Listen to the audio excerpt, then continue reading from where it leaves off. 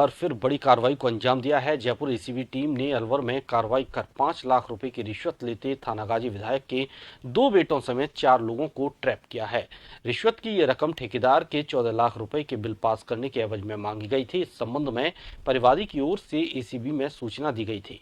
शिकायत पर जयपुर एसीबी की टीम सक्रिय हुई और शिकायत को पुख्ता करते हुए कार्रवाई को अंजाम दिया। एसीबी अधिकारियों की माने तो परिवादी ग्राम पंचायतों में ट्यूबवेल लगाने का काम करता है, जिसके करीब 26.5 लाख रुपए के बिल बकाया थे। इन बकाया बिलों को पास करने के एवज में थानागाजी विधायक का बेटा कृष्ण मीणा सहित अन्य आरोपियों ने 9 लाख रुपए की मांग की, जिसके बाद करीब 14 लाख रुपए के बकाया बिल पास करने के एवज में आरोपी कृष्ण मीणा ने देर रात जयपुर में परिवादी से 5 लाख रुपए की रिश्वत ली।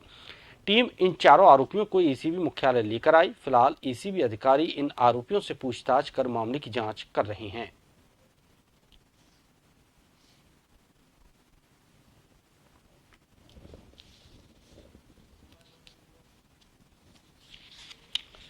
थानागाजी एमएलए के दोनों बेटे, प्रधान का बेटा और वीडियो ट्रैप हुआ है।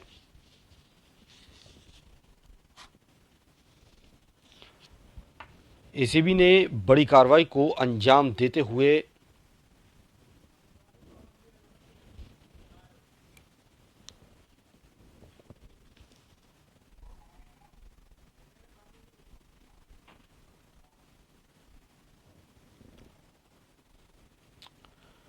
पांच लाख की घूस लेते ट्रैप किया गया है। और ज्यादा जानकारी के लिए अलवर से संवाददाता पवन हमारे साथ जुड़े हुए हैं सीधे तौर पर। पवन, थानागाजी एमएलए के बेटे जो रिश्वत लेते पकड़े गए हैं, वीडियो को भी ट्रैप किया गया है, आखिर पूरा मामला क्या है और अब क्या कुछ कार्रवाई बेटों पर भी हो रही है और इनसे जुड़े जो लोग हैं सियासी, उन पर भी क्या कुछ कार्रवाई हो रही है?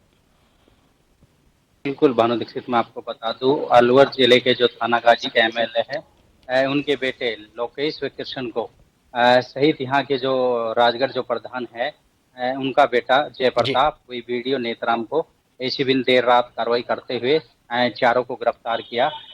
इन सब ने विराटनगर के जो ठेकेदार है उससे हैंडपंप्स के 14 लाख रुपए के जो बिल है उनको पास कराने के एवज में 5 लाख रुपए की रिश्वत मांगी थी। जी रिश्वत जयपुर के जो एमएलए के आवास है वहां पर ली गई थी। उसके बावजूद एसीबी की टीमों ने वहां पर कार्रवाई करते हुए चारों को गिरफ्तार किया और देर रात्रि ही एसीबी चारों को गिरफ्तार कर जयपुर ले गई और उसके बावजूद वहां पर पूछताछ की गई। तो कहीं न कहीं इस कार्रवाई को लेकर यहाँ पर राजनीतिक जो सरगर्मियां वो भी तेज हो गई, क्योंकि बीते दिनों की बात करें तो राजगढ़ काफी चर्चित रहा था, क्योंकि हिंदू मंदिर तोड़ने को लेकर भी मुद्दा काफी यहाँ पर उछला था। तो कहीं न कहीं इस तरह की कार्रवाई को लेकर एक बार लोगों के अंदर ये भी चर्चा है, क्योंकि ये कार्रवाई जो देर रात्रि क्यों की गई और उसके बावजूद दिन में क्यों नहीं की गई। जी तो देखा जाए तो कहीं न कहीं भानुदीक्षित राजनीतिक सरगर्मियां भी अब दोबारा से शुरू हो गई है। जी बिल्कुल पवन, लेकिन जिस तरह से ये मामला राजनीतिक है पूरी तरह से, अधिकारी भी ट्रैप में आए हैं, क्या इनका पुराना कभी कोई ऐसा रिकॉर्ड रहा है या पुराने ऐसे कोई आरोप लगते रहे हैं भ्रष्टाचार के? जी, भानु दीक्षित, बात करें तो यहाँ पर जो कांतिलाल विधायक है, बात करें तो इनके बेटे को लेकर बीते वर्ष भी काफी बयानबाजी हुई थी, क्योंकि जिस तरह के आरोप इनके ऊपर किसी लड़की के द्वारा 376 के लगाए गए थे, उसको लेकर भी काफी चर्चा चली थी।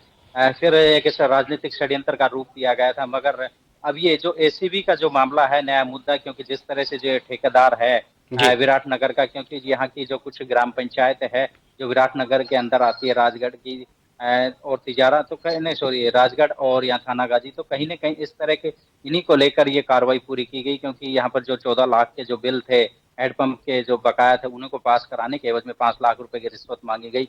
वहीं विधायक के द्वारा भी ये भी कहा गया, क्योंकि हमारा जो ये जो ठेकेदार है इससे पुराना मामला चल रहा है, क्योंकि भाई है वो इसके साथ बिजनेस करता है, उन रुपए को लेन देन के लेकर इन्होंने राजनीतिक षड्यंत्र रखकर और नियत खराब होने की वजह से इन्होंने ये मामला करा। तो कहीं न कहीं एक बार देखा जाए तो राजनीतिक रूप भी इधर-उधर गलियारा के अंदर चर्चा तेज हो गई। मगर जो एसीबी ने जिस तरह से ये कार्रवाई की, तो कहीं न कहीं भ्रष्टाचार के आरोप तो सत्य है, क्योंकि जिस तरह 5 लाख रुपए की जो राशि है वो रंगे हाथों लेते गिरफ्तार किया गया। तो कहीं न कहीं ये चारों का नेटवर्क था, उसी आधार पे